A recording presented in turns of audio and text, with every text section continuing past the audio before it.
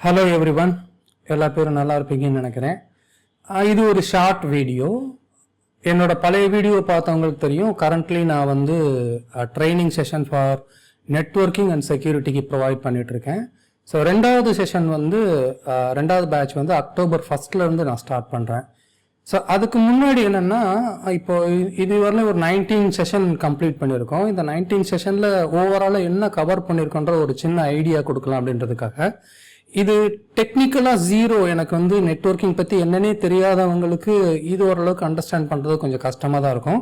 ஓரளவுக்கு technical knowledge இருக்கக்கூடிய பர்சனுக்கு இதை அண்டர்ஸ்டாண்ட் பண்ணுறது கொஞ்சம் ஈஸியாக இருக்கும்னு நினைக்கிறேன். ஹோப்ஃபுல்லி நம்ம என்ன பண்ணியிருக்கோம்னு கேட்டிங்கன்னா, இப்போ பார்க்கக்கூடிய இந்த இன்ஃப்ராஸ்ட்ரக்சர், மேபி இந்த பார்க்கறதுக்கு இந்த இன்ஃப்ராஸ்ட்ரக்சர் சின்ன இன்ஃப்ராஸ்ட்ரக்சராக தெரியலாம். பட் இதில் எல்லா விதமான காம்ப்ளெக்ஸான ரவுட்டிங், ஸ்விட்சிங், அட் த சேம் டைம் வந்து பார்த்தீங்கன்னா செக்யூரிட்டி ஓரியன்டான திங்ஸ் நம்ம பண்ணியிருக்கோம்.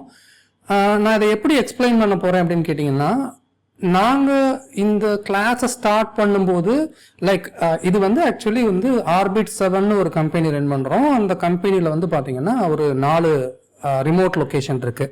HQ and then data centre, remote location number 1 and remote location number 2 அப்படின்னு. ரிமோட் லொக்கேஷன் எத்தனை லொக்கேஷன் வேணாலும் இருக்கலாம். நாங்கள் என்ன பண்ணியிருக்கோம்னா, ரிமோட் லொக்கேஷனை வந்து பில்ட் பண்ணணும் அப்படின்னா ஒரு டெம்ப்ளேட்டை நாங்கள் ரெடியாக வச்சுருக்கோம். ஸோ அந்த டெம்ப்ளேட்டை அப்ளை பண்ணால் போதும், அடுத்து எத்தனை ரிமோட் லொக்கேஷனை வேணாலும் நம்மளால் ஈஸியாக கான்ஃபிகர் பண்ணிட்டு போக முடியும். நான் வந்து இந்த ஸ்பெசிஃபிக் டாப்பிக்கை வந்து எப்படி ஸ்டார்ட் பண்ணணும், நான் எக்ஸ்பிளைன் பண்ணுறது ரிவர்ஸ்லேருந்து எக்ஸ்பிளைன் பண்ண போகிறேன். எப்படி ரிவர்ஸ்லேருந்து எக்ஸ்பிளைன் பண்ண போகிறேன்னு கேட்டிங்கன்னா, இந்த ரிமோட் லொக்கேஷன் எல்லாருமே இன்டர் கனெக்ட் பண்ணுறதுக்கு, தன்னோட ரவுட்ஸை எக்ஸ்சேஞ்ச் பண்ணுறதுக்கோ அல்லது ஒருத்தரோட ஒருத்தர் ரிசோர்ஸை எக்ஸ்சேஞ்ச் பண்ணுறதுக்கோ 2 டிஃப்ரெண்ட் ISPயை நம்ம யூஸ் பண்ணுறோம். So AT&T as well as Cox அப்படின்ற 2 டிஃப்ரெண்ட் சர்வீஸ் ப்ரொவைடரை யூஸ் பண்ணுறோம். இந்த ஏரியா முழுக்க வந்து AT&Tயோடது, இந்த ஏரியா முழுக்க வந்து Coxோடது. ஏன் இந்த 2 டிஃப்ரெண்ட் சர்வீஸ் ப்ரொவைடரை நம்ம யூஸ் பண்ணுறோம்னு கேட்டிங்கன்னா, இந்த ரிமோட் லொக்கேஷன்ஸ் எல்லாமே எது வழியாக கம்யூனிகேட் பண்ணுறாங்கன்னு கேட்டிங்கன்னா, MPLS L3 VPN வழியாக கம்யூனிகேட் பண்ணுறாங்க. So MPLS L3 VPN easy தான். நமக்கு ஓரளவுக்கு அந்த MPLS பற்றி தெரிஞ்சவங்களுக்கு அது ஈஸியான ஒரு டாப்பிக்காக இருக்கும். பட் நம்ம இங்கே என்ன பண்ணியிருக்கோம்னு கேட்டிங்கன்னா, ஒரு லொக்கேஷனை அல்லது 2 லொக்கேஷனை, இந்த HQவையும் நம்மளோட டேட்டா சென்டரையும் AT&T MPLS வழியாக கம்யூனிகேட் பண்ணுறோம். As well as remote location number 1, remote location number 2, இவங்க 2 பேரையும் காக்ஸோட MPLS சர்க்கியூட் வழியாக பண்ணுறோம். ஸோ இதை நம்ம வந்து இன்டர் AS MPLS சொல்லுவோம். இன்டர் AS கான்ஃபிகர் பண்ணுறதுக்கு 3 விதமான ஆப்ஷன் இருக்கும். Option A, option B, option C. இதை 3மே நம்ம இம்ப்ளிமெண்ட் பண்ணியிருக்கோம். ஒரு சின்ன ஒரு எக்ஸாம்பிளோட நான் ஸ்டார்ட் பண்ண ஆரம்பிக்கிறேன். இதை எவ்வளோ கிளீன் ஸ்டேட்டாக நம்ம பண்ணியிருக்கோம் அப்படின்னு பார்த்தீங்கன்னா, இங்கே நீங்கள் பார்க்கக்கூடிய சப்நெட்ஸ் எல்லாம் பார்த்தீங்கன்னா, மேபி நீங்கள் இதை என்னவா கன்சிடர் பண்ணிக்கலாம்னா, AT&Tயோட MPLS பேக்போனோட சர்க்கியூட்ஸ் ஆர் IP சப்நெட்ஸ். இப்போ ஸ்பெசிஃபிக்கா நீங்க MPLS-ஓட டேபிள், பேக்போன்ல இருக்கக்கூடிய MPLS-ல போயிட்டு நீங்க அதோட ரவுட்டிங் டேபிளை நீங்க செக் பண்ணீங்க அப்படின்னா, ஷோ IP ரவுட், இங்க ஒன்லி நீங்க எதை மட்டும்தான் பார்ப்பீங்கன்னு கேட்டீங்கன்னா, உங்களோட AT&Tயோட சர்க்கியூட்டோட ரவுட் இன்ஃபர்மேஷன், பேக்போனோட ரவுட் இன்ஃபர்மேஷன் மட்டும்தான் பார்ப்பீங்க. At the same time show MPLS forwarding table, இதுல இருக்கக்கூடிய லேபிள்ஸும் என்னவா இருக்கும்னு கேட்டீங்கன்னா, உங்களோட AT&Tயோட லேபிள்ஸ் மட்டும்தான் இங்க நீங்க பார்க்க முடியும். அதே மாதிரி உங்களோட காக்ஸ்ல இதே சேம் தான். காக்ஸ்ல வந்து நீங்க பார்க்கும்போது காக்ஸோட MPLS இன்ஃபர்மேஷன், காக்ஸோட லேபிள் இன்ஃபர்மேஷன், காக்ஸோட ரவுட் இன்ஃபர்மேஷன் மட்டும்தான் பார்க்க முடியும். இந்த ஸ்பெசிபிக் ஏரியால நம்ம என்ன பண்றோம்னு கேட்டீங்கன்னா, காக்ஸுக்கும் MPLS-க்கும் நடுவில் ஒரு MPLS சர்க்கியூட்டை நம்ம கொண்டு வரோம். இதைத்தான் நம்ம என்ன சொல்றோம்னு கேட்டீங்கன்னா, இன்டர் AS நம்ம சொல்றோம். எதுக்காக இந்த பர்பஸ் நம்ம கொண்டு வரோம்னு கேட்டீங்கன்னா, என்னோட பிசினஸ் அட் எனி காஸ்ட் எந்த டிவைஸ் ஃபெயில் ஆனாலுமே ரன் ஆகணும் அப்படின்ற ஒரு கான்செப்ட்காக தான் இந்த 2 விதமான சர்க்கியூட்ல இருந்து MPLS-ஐ நம்ம ஃபார்ம் பண்ணி எடுத்துட்டு வர்றோம். ஆனாலுமே MPLS நான் ஃபார்ம் பண்ணியிருந்தா கூட நம்மளோட production data, machine critical data அல்லது ரொம்ப சென்சிட்டிவான டேட்டாவை நம்ம எம்பிஎல்எஸ் பாத் வழியா நம்ம ஃபார்வர்ட் பண்ண போறது கிடையாது. அதுக்காக நம்ம என்ன பண்றோம்னா நம்மளோட டேட்டா சென்டர்ல 2 DMVPN ஹப் ரன் பண்றோம். ஒன்னு AT&Tல, இன்னொன்று வந்து காக்ஸ்ல நம்ம ரன் பண்றோம். அப்போ இது எப்படி நம்ம வந்து ஹை அவைலபிலிட்டி ரிடண்டன்சி நம்ம கொண்டு வரோம்னு கேட்டீங்கன்னா, என்னோட ஸ்போக் ரவுட்டர்ஸ் HQல இருக்கக்கூடிய 2 ஸ்போக் ரவுட்டரையும் நான் என்ன பண்ணுவேன், AT&Tலையும் ரெஜிஸ்டர் பண்ணுவேன், as well as காக்ஸ்லையும் ரெஜிஸ்ட்ரேஷன் பண்ணுவேன். இந்த சினாரியோவை பொறுத்தவரையிலையும் AT&T தான் நம்மளோட பிரைமரி சர்க்கியூட். AT&T ஃபெயில் ஆயிருச்சு அப்படின்னா அது வந்து காக் சர்க்கியூட் வழியா ஃபார்வர்ட் பண்ண டிராஃபிக்கை ஃபார்வர்ட் பண்ண தயாராகும். இப்போ MPLS-ஓட ரவுட் இன்ஃபர்மேஷன் காமிச்சேன் இல்லையா, அதே மாதிரி உங்களோட காக்ஸ் அல்லது AT&T இன்டர்னலா இருக்கக்கூடிய நம்மளோட இந்த கம்பெனி நேம் என்ன, ஆர்பிட் 7 வச்சுக்கலாம். ஆர்பிட் 7ஓட ரவுட்டிங் டேபிள் பார்த்தீங்கன்னா ஷோ ஐபி ரவுட்.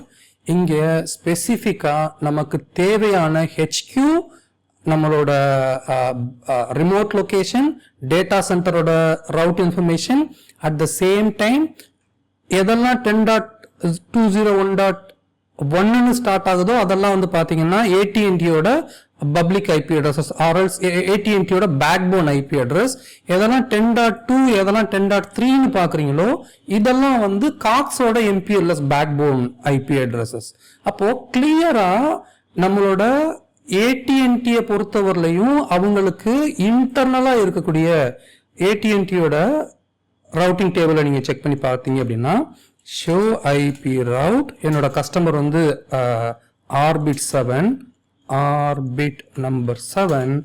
இங்க நம்மளோட இன்டர்னல் ரவுட்ஸ் இன் த சென்ஸ் HQல வந்து பாத்தீங்கன்னா ஒரு 3 இன்டர்னல் ரவுட் நான் ரன் பண்றேன். 10.0.14 சாரி 2 ரன் பண்றேன். 10.0.15 as well as 10.0.18 3 ரவுட் இன்ஃபர்மேஷனை நான் ரன் பண்ணிட்டு இருக்கேன். அந்த ஸ்பெசிபிக் ரவுட் இன்ஃபர்மேஷனை ஈவன் தோ இது ப்ரொவைடர் எட்ஜ் ரவுட்டரா இருந்தா கூட உங்களால பார்க்க முடியாது.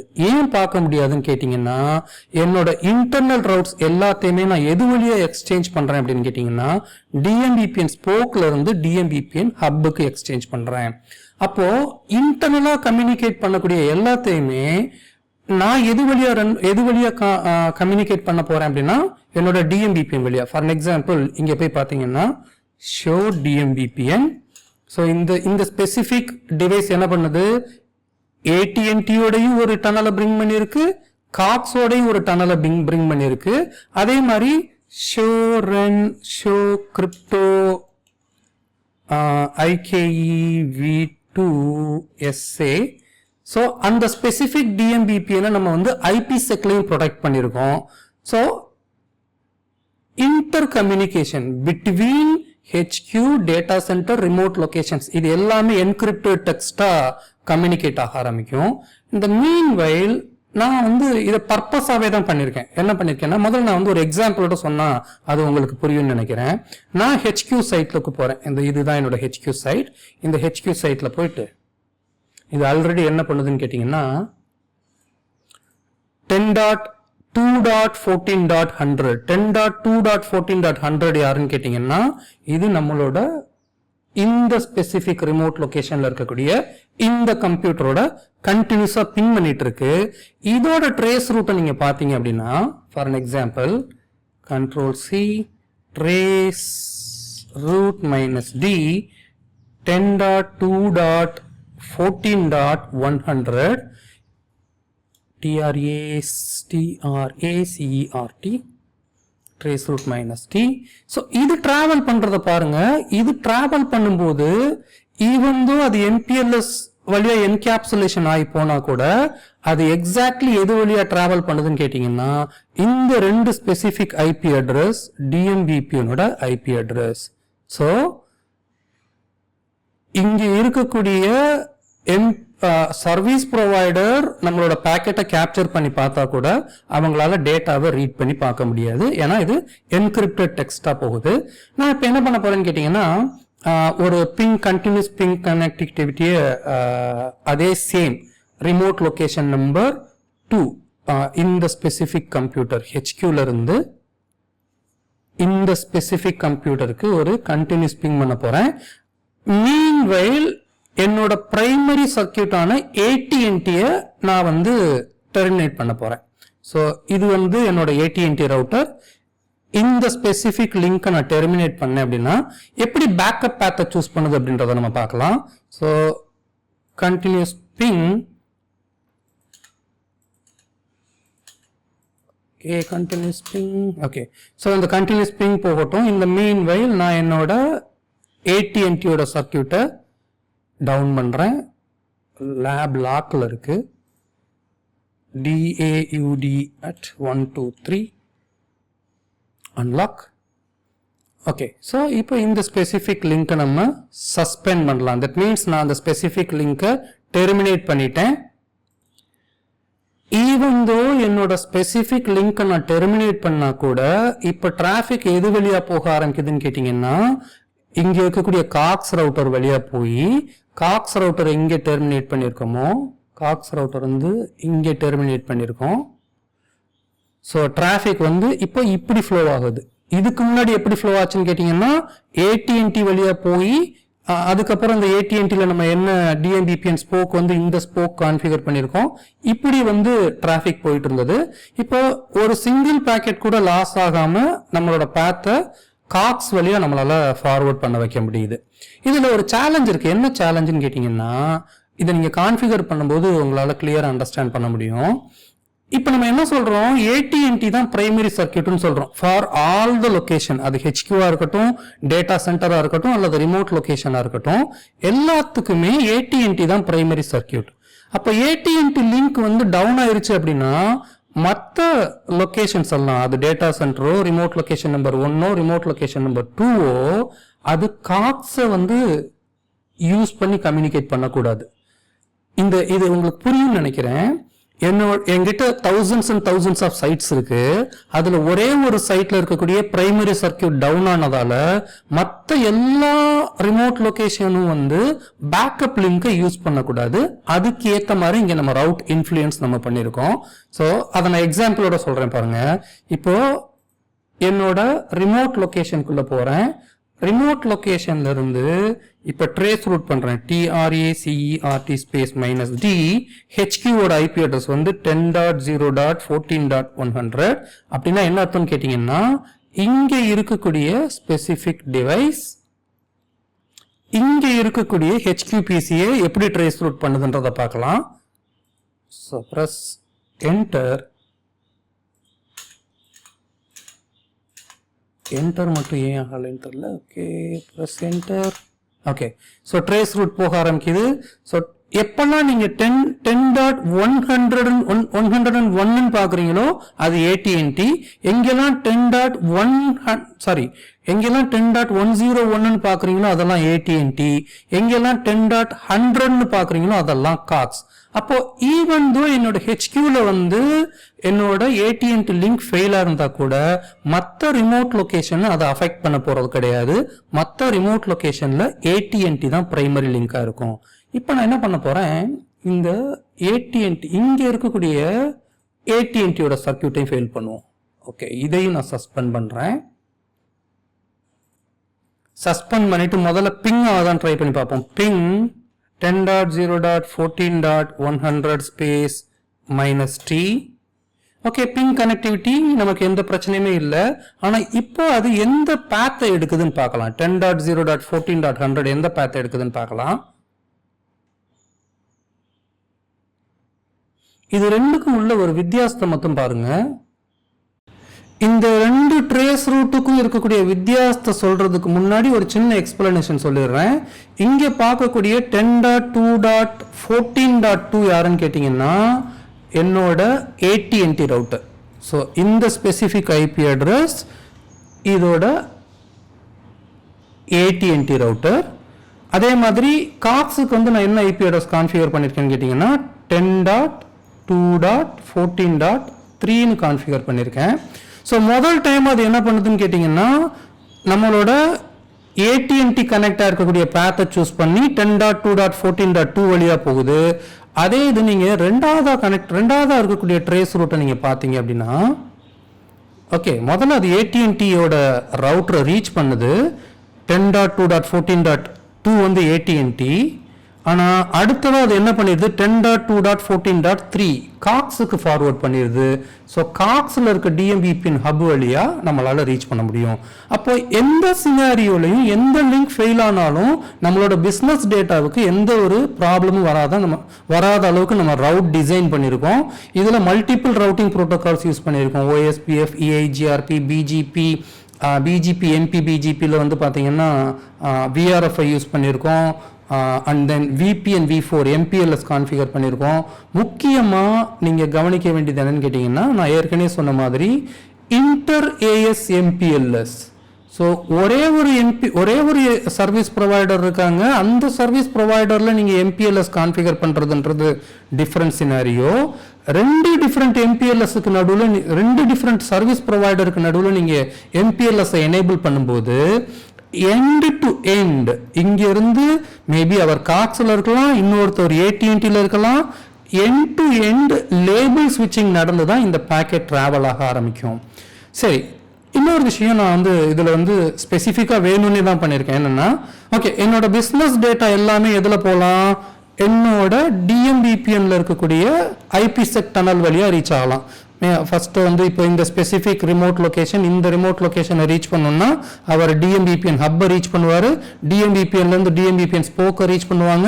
தென் அந்த டெஸ்டினேஷனை ரீச் பண்ணுவாங்க. இதே சேம் சினாரியோ தான் மற்ற எல்லா லொக்கேஷனுக்குமே. இன்னொரு ஐடியா நான் பண்ணியிருக்கேன். என்ன ஐடியா பண்ணியிருக்கேன்னா, என்னோட பிஸ்னஸ் கிரிட்டிக்கல் டேட்டாவை தவிர மேபி பீப்புள் யாராவது இன்டர்நெட்டை ரீச் பண்ண ட்ரை பண்ணி பார்க்குறாங்கன்னா, நீ உன்னோட டனல் இன்டர்ஃபேஸை யூஸ் பண்ணாத, உன்னோட MPLS பேத்தை எடுத்துகிட்டு போய் அந்த பேத் வழியாக நீ வந்து இன்டர்நெட்டை ரீச் பண்ணு அப்படின்னு சொல்லி நம்ம கான்ஃபிகர் பண்ணியிருக்கோம். அதுக்கு ஒரு எக்ஸாம்பிள் காமிச்சிடலாம். இந்த ஸ்பெசிஃபிக் டிவைஸ்க்கு போகிறேன். இங்கே போயிட்டு நான் google.com ட்ரேஸ் ரூட் பண்ண போகிறேன். ஆக்சுவலாக என்னோட ப்ரொடக்ஷனில் வந்து நான் வந்து ping and trace route allow பண்ணலை. அதனால் 10.10.10.2 ஒரு IP அட்ரஸ் பார்ப்பீங்க. அது என்னோட ப்ரொடக்ஷனில் இருக்கக்கூடிய ஒரு ஸ்விட்சோட IP address TRACERT -D google.com. So இப்போ பார்த்தீங்கன்னா, ஓகே, முதல்ல பிங் பண்ணி பார்க்கலாம். Ping google.com. ஏன்னா நான் DNS நேம் இப்போ தான் கான்ஃபிகர் பண்ணேன். .com. ஓகே, ஸோ இப்போ என்னால் google.com ரீச் பண்ண முடியுது. At the same time TRACERT -D google.com. இதோட ட்ரேஸ் ரூட்டை நீங்கள் பாருங்கள். இதில் வந்து 10.100ஐயோ 10.101ஐயோ நீங்கள் பார்க்க மாட்டீங்க. இதில் பார்க்குறது எல்லாமே நீங்கள் எதை பார்க்குறீங்கன்னு கேட்டிங்கன்னா, ஸோ MPLS-ஓட பாத்தை தான் நீங்கள் இங்கே பார்ப்பீங்க. இங்கே இருக்கக்கூடிய 10.201.1.37 யாருன்னு கேட்டிங்கன்னா இந்த ஸ்பெசிஃபிக் லிங்க். ஸோ MPLS-ஓட பாத் எடுக்குது. அடுத்ததாக வந்து பார்த்தீங்கன்னா 10.201.2.2 2.2 யாருன்னு கேட்டிங்கன்னா ஹோப்ஃபுல்லி இங்கே இருக்கக்கூடிய சப்நெட். 10.201.2.0ன்றது இங்கே இருக்கக்கூடிய சப்நெட். ஸோ அடுத்து இங்கே நீங்கள் பார்க்கக்கூடிய இங்கேருந்து ஸ்டார்ட் பண்ணி இது வரலாம் இருக்கக்கூடியது எல்லாமே என்னன்னு கேட்டிங்கன்னா MPLS-ஓட பேத். அப்போது இங்கே வந்து நம்ம ரவுட் இன்ஃப்ளூயன்ஸ் ரவுட் டொமைனை அழகாக டிசைன் பண்ணியிருக்கோம். லைக் எனக்கு இன்டர்நெட்டை ரீச் பண்ணணும்னா என்னோட டனலை யூஸ் பண்ணாத, என்னோட MPLS சர்க்கியூட்டை நீ யூஸ் பண்ணிக்க. அது வந்து பிளைன் டெக்ஸ்டாக போனால் கூட எனக்கு பிரச்சனை கிடையாது. இது வந்து ஒரு எக்ஸாம்பிளுக்காக நான் சொல்கிறேன். அதே இது என்னோட business data within HQ remote location data சென்டருக்குள்ளே நடக்கணும்னா அவங்க டனல் வழியாக IPsec டனல் வழியாக, அதுவும் DMVPN மல்டி பாயிண்ட் டனல் வழியாக தான் அவங்க ரீச் ஆகணும் அப்படின்றத நம்ம கான்ஃபிகர் பண்ணியிருக்கோம். ஸோ இது வந்து நான் ஒரு பேஸ் இன்ஃபர்மேஷனாக சொல்கிறேன். பட் இந்த டோட்டல் இன்ஃப்ராஸ்ட்ரக்சரை நாங்கள் கம்ப்ளீட் பண்ணி முடிக்கிறதுக்கு 19 days எடுத்திருக்கு. ஸோ அப்போது எவ்வளோ இன்டெப்த்தாக ஒவ்வொரு இன்ஃபர்மேஷனையும் நம்ம படிச்சிருப்போம். இது வந்து ஒரு பேஸ் இன்ஃபர்மேஷன் மட்டும்தான் சொல்கிறேன். ஸோ எந்த அளவுக்கு நம்ம இன்ஃப்ராஸ்ட்ரக்சர் ஓரியன்டாக நம்மளோட லேர்னிங் ப்ராசஸ் இருக்குது அப்படின்றத சொல்கிறதுக்காக. ஓகே கைஸ், ஸோ இப்போ இந்த ஸ்பெசிஃபிக் வீடியோவுக்கு கீழேவே வந்து நான் வந்து கூகுள் ஃபார்ம் கொடுக்குறேன். October 1 வந்து அடுத்த பேட்ச் ஸ்டார்ட் பண்ண போகிறேன். சேம் அதே ஃபீஸ் தான் 23,600 இன்க்ளூடிங் ஆஃப் 18% GST.